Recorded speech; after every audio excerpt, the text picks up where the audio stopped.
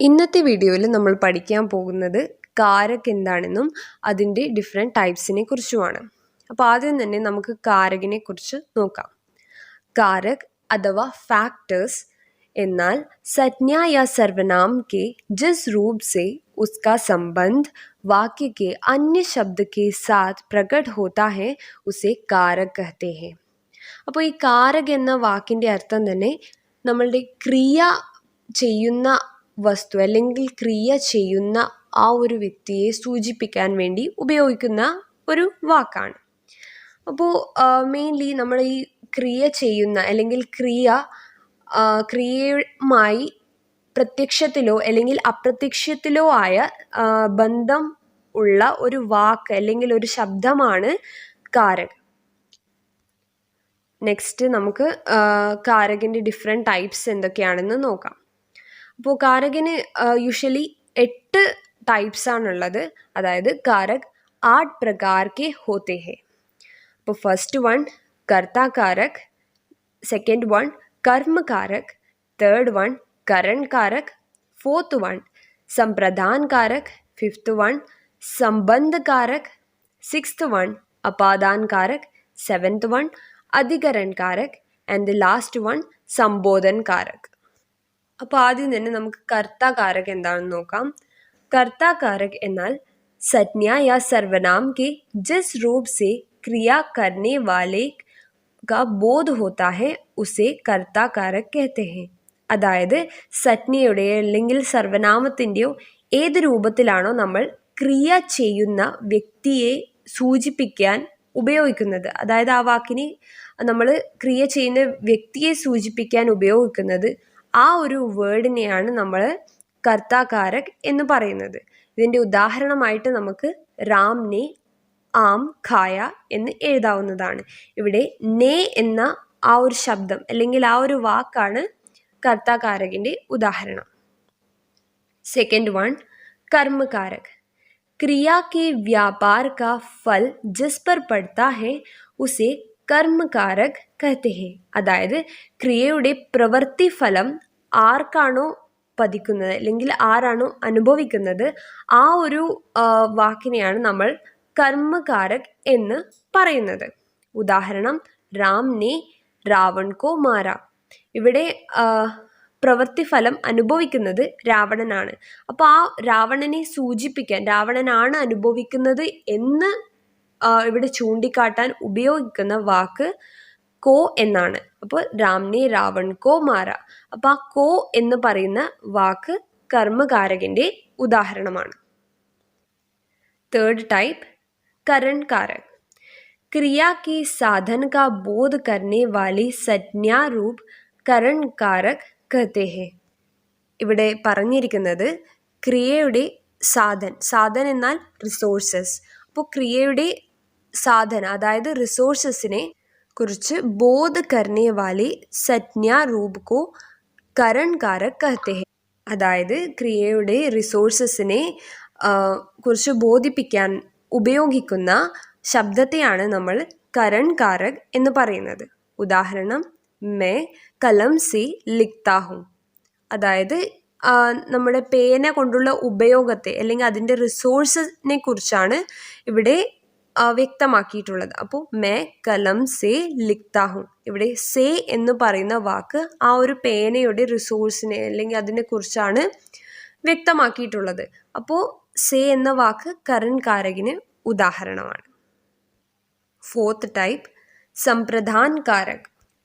जिसको कुछ दिया जाए और जिसके लिए कुछ किया जाए उसका बोध करने वाले रूप को संप्रदान कारक कहते हैं. അതായത് ആർക്കെങ്കിലും നമ്മൾ എന്തെങ്കിലും കൊടുക്കുകയോ അല്ലെങ്കിൽ ആർക്കെങ്കിലും വേണ്ടി എന്തെങ്കിലും നമ്മൾ ചെയ്യുകയോ ചെയ്യുന്ന പ്രവൃത്തിയെ സൂചിപ്പിക്കാൻ ഉപയോഗിക്കുന്ന ശബ്ദത്തെയാണ് നമ്മൾ സംപ്രദാൻ കാരക് എന്ന് പറയുന്നത്. ഉദാഹരണം യഹ് ഖിലൗന ബച്ചോं के लिए है. അപ്പോൾ ഈ കളിപ്പാട്ടങ്ങൾ കുട്ടികൾക്ക് വേണ്ടിയുള്ളതാണ്. ഇവിടെ കുട്ടികൾക്ക് നൽകുന്ന കളിപ്പാട്ടം, അതായത് കുട്ടികൾക്ക് നമ്മൾ കൊടുക്കുകയാണ് ചെയ്യുന്നത്.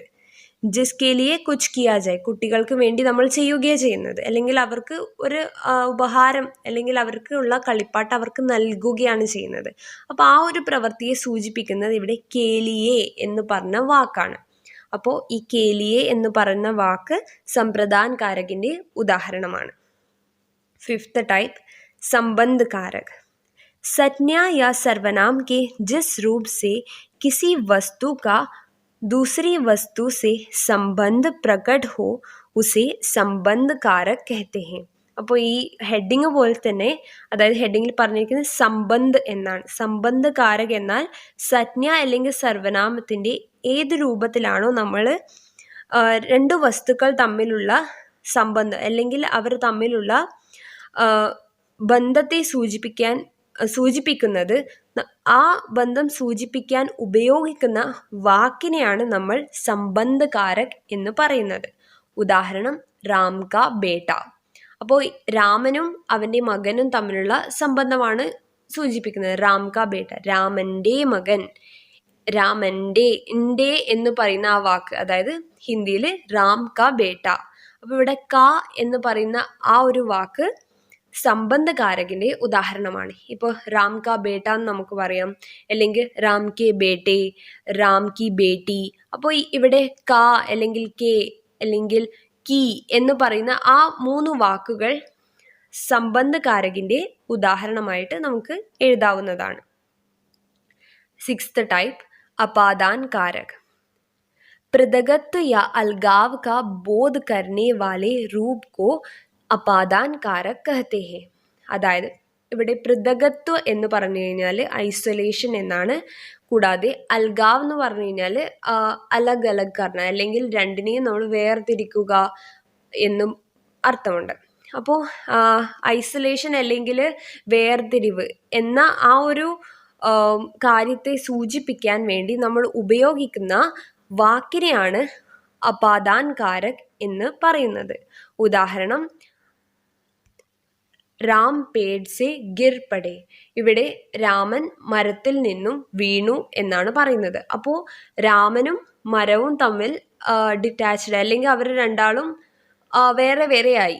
മരത്തുനിന്ന് വീണപ്പോൾ അവർ രണ്ടാളും അലഗ് അലഗ് ഹോ ഗയ, അതായത് അവർ രണ്ടാളും വേറെ വേറെയായി. അപ്പോൾ ഈ ഒരു വേർതിരിവ് അല്ലെങ്കിൽ അലഗ് അലഗ് ഹോന, അപ്പോൾ ആ ഒരു കാര്യത്തെ സൂചിപ്പിക്കാൻ വേണ്ടിയിട്ട് നമ്മൾ യൂസ് ചെയ്തത് സേ എന്ന് പറഞ്ഞ വാക്കാണ്. രാം പേഡ് സെ ഗിർ പടേ. അപ്പോൾ സേ എന്ന് പറയുന്ന വാക്ക് ഇവിടെ അപാദാൻ കാരകിന്റെ ഉദാഹരണമാണ്. അപ്പോൾ നിങ്ങൾക്കിവിടെ ഡൗട്ട് വരാം, നമ്മൾ നേരത്തെയും സേ എന്ന് പറയുന്ന വാക്ക് യൂസ് ചെയ്തിട്ടുണ്ട്. പക്ഷേ ഇവിടെ നിങ്ങൾ മനസ്സിലാക്കേണ്ട കാര്യം എന്നാൽ നമ്മൾ ഈ ഒരു ടൈപ്പിൽ, അതായത് ഇപ്പോൾ ലാസ്റ്റ് പറഞ്ഞ സിക്സ്ത് ടൈപ്പ് അപാദാൻ കാരകിൽ നമ്മൾ ഉപയോഗിച്ചിരിക്കുന്നത് പൃഥകത്വ അല്ലെങ്കിൽ അൽഗാവിനെ സൂചിപ്പിക്കാൻ വേണ്ടിയിട്ടാണ്. അപ്പോൾ ആ സേ എന്ന് പറയുന്ന വാക്ക് എപ്പോഴാണോ വേർതിരിവിനെ കുറിച്ച് പറയുന്നത്, അല്ലെങ്കിൽ ഒരു സെന്റൻസിൽ വേർതിരിവിനെ കുറിച്ച് വ്യക്തമാക്കുന്നത്, ആ ടൈമിൽ മാത്രമേ അതിനെ നമ്മൾ അപാദാൻ കാരകിന്റെ ഉദാഹരണമായിട്ട് കൺസിഡർ ചെയ്യുകയുള്ളൂ. അല്ലാത്ത പക്ഷം അത് മറ്റു കാരകിന്റെ ഉദാഹരണമായിട്ട് കൺസിഡർ ചെയ്യുന്നതാണ്. സെവൻത്ത് വൺ, अधिकरण कारक. क्रिया के आधार का बोध करने वाले रूप को अधिकरण कारक कहते हैं. അതായത് ക്രിയയെ ആധാരമാക്കി വ്യക്തമാക്കാൻ ഉപയോഗിക്കുന്ന വാക്കിനെയാണ് നമ്മൾ അധികരൺ കാരക് എന്ന് പറയുന്നത്. ഇതിൻ്റെ ഉദാഹരണം മേസ് പർ കിതാബ് ഹെ, കലം മേ സ്യാഹി ഹെ. അപ്പോൾ ഇതിൻ്റെ ഫസ്റ്റ് ഉദാഹരണമായ മേസ് പർ കിതാബ് ഹെ, അതായത് മേശയുടെ മുകളിൽ പുസ്തകം ഉണ്ട്. അപ്പോൾ ഇവിടെ മേശയുടെ മേൽ അല്ലെങ്കിൽ മേശയുടെ മുകളിൽ, അപ്പോൾ ആ ഒരു വാക്ക് മേശയുടെ മേൽ പുസ്തകമുണ്ട്. അപ്പം അവിടെ ക്രിയയെ നമ്മൾ സൂചിപ്പിക്കാൻ ഉപയോഗിക്കുകയാണ് ചെയ്തത്. അപ്പോൾ ഈ ഒരു സെൻറ്റൻസിൽ പർ എന്ന് പറയുന്നത്, അതായത് മേസ് പർ കിതാബ് ഹെ, അപ്പോൾ മേശയുടെ മുകളിലാണ് പുസ്തകമുള്ളത്. അപ്പോൾ മേസ് പർ എന്ന വാക്ക് അധികരൺ കാരകിന്റെ ഉദാഹരണമാണ്. കൂടാതെ കലം മേ സ്യാഹി ഹെ, പേനയിൽ മഷിയുണ്ട്.